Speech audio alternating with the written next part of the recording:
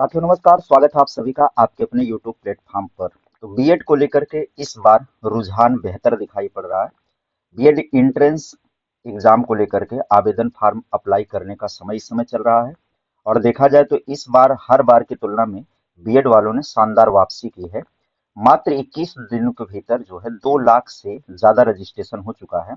5 लाख आवेदन आने की उम्मीद है।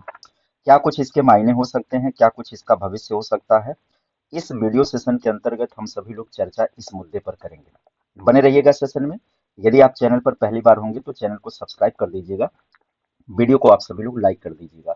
बीएड की शानदार वापसी, 3 वर्षों में पहली बार 21 दिनों में टूटा पंजीकरण का रिकॉर्ड। क्या कुछ है पंजीकरण का रिकॉर्ड, यहाँ पर आप सभी लोग देख सकते हैं कि बीएड के प्रति जो है फिर बढ़ा रुझान। 3 वर्षों में पहली बार 21 दिन में सर्वाधिक पंजीकरण है। अब तक हुए पंजीकरण में सर्वाधिक पूर्वांचल के 5 लाख से ज्यादा आवेदन आने की उम्मीद है यहाँ पर। यदि हम बात करें 2022 से लेकर के 2025 तक 26 तक, तो इस तरीके से आप देख सकते हैं फॉर्म सबमिट करने का जो शासन से तिथि विस्तारित करने का भी इस समय प्रस्ताव चल रहा है। संपूर्ण जानकारी आप सभी को इस सेशन के अंदर में उपलब्ध कराने वाला हूँ। 21 दिनों में 4 गुना उछाल हुआ है। गत वर्ष 21 दिनों में केवल 40,000 फॉर्म सबमिट हुए थे। इस वर्ष 1 लाख जो है 51,000 फॉर्म सबमिट हो गए। 2,15,000 जो है पंजीकरण हुआ है, जिसमें लास्ट फार्म सबमिशन हो गया है 1,51,000 21 दिनों के अंदर। कुल सचिव ज्ञानेंद्र कुमार के अनुसार परिणाम काफी उत्साहित करने वाले हैं। जाहिर सी बात है, बीएड की स्थिति खराब हो गई थी। ये बीएड की स्थिति खराब हुई थी जब प्राइमरी से बीएड वालों को बाहर कर दिया गया था। 11 अगस्त 2023 का जो सुप्रीम कोर्ट का निर्णय आया हुआ था, वहां से बीएड वालों को बाहर कर दिया गया था। तब से बीएड की क्रेज जो है वो गिर चुकी थी। बीएड करना लोग पसंद नहीं कर रहे थे। हाल फिलहाल में टीजीटी पीजीटी की विज्ञापन की बात करें, टीजीटी पीजीटी में बीएड की अनिवार्यता की बात कर लें, और प्राइमरी में लगातार विज्ञापन का ना आना लोगों का डीएलएड की तरफ से रुझान घटा करके बीएड की तरफ ट्रांसफर कर रहा है। पूर्वांचल का दबदबा बताया जा रहा है कि इसके विपरीत पश्चिमी यूपी के छात्र छात्राओं ने बीएड में कोई विशेष रुचि नहीं दिखाई। वहीं पर वर्ष 2024-25 की प्रवेश परीक्षा में सर्वाधिक छात्र छात्राएं पूर्वांचल के शामिल हुए हैं। गिरावट के पीछे का कारण बात करें तो सुप्रीम कोर्ट ने प्राथमिक शिक्षा से लेकर के 1 से 5 तक के लिए बीएड डिग्री धारकों को अयोग्य घोषित कर दिया था। शिक्षक भर्ती के लिए केवल डीएलएड को मान्य किया था। इस ऐतिहासिक फैसले के बाद युवाओं ने बीएड के प्रति रुझान एकदम कम कर दिया था। 2024 के विषय में बात करें तो खाली सीटों का जो दौरा है, पंजीकरण केवल 2,33,384 हुआ था। परीक्षा दिया था 1,93,000 लोगों ने। स्थिति यहाँ तक की पहुंच गई थी कि कॉलेज को सीटें अपनी पूरी तरह से खाली रह गई थी। कई कॉलेजों की स्थिति ऐसी हो गई थी। बात करेंगे यहाँ पर 2025 के अंदर, तो सुधार की शुरुआत हुई। शासन ने कई बार परीक्षा की तिथियां बढ़ाई और व्यापक प्रचार प्रसार किया। पंजीकरण 3,44,546 हुआ। परीक्षा 3,05,000 लोगों ने दिया था। ऐसे गिर करके अब ग्राफ उठने की अगर हम बात करें तो 2022 में सर्वाधिक रहा है, 23 में उसके बाद 24 में ग्राफ डाउन हुआ, फिर धीरे धीरे 25 में ग्राफ बढ़ा। अब 21 दिन में ताबड़तोड़ आवेदन प्रक्रिया शुरू हो गई।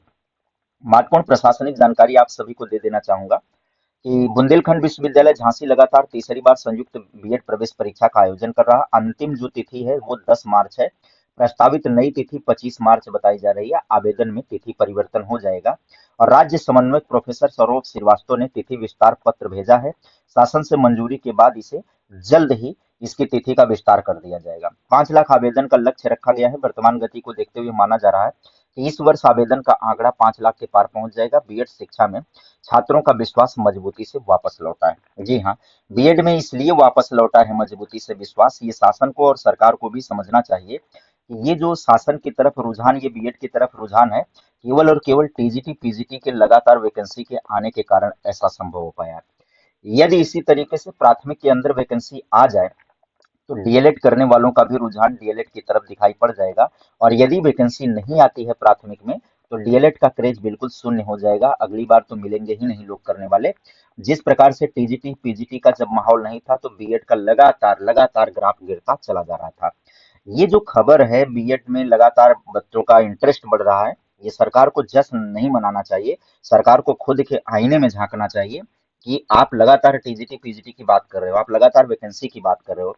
इस वजह से बीएड की तरफ लोगों का रुझान दिखाई पड़ रहा है और इसमें भी बिहार के ज्यादातर विद्यार्थी यहाँ पर प्रवेश ले रहे हैं। ये जो पूर्वांचल की तरफ रुझान दिखाई पड़ रहा है, बिहार के जितने भी विद्यार्थी बीएड करने आ रहे हैं वो सब पूर्वांचल की ही तरफ अपनी सीटें लेने का प्रयास करेंगे।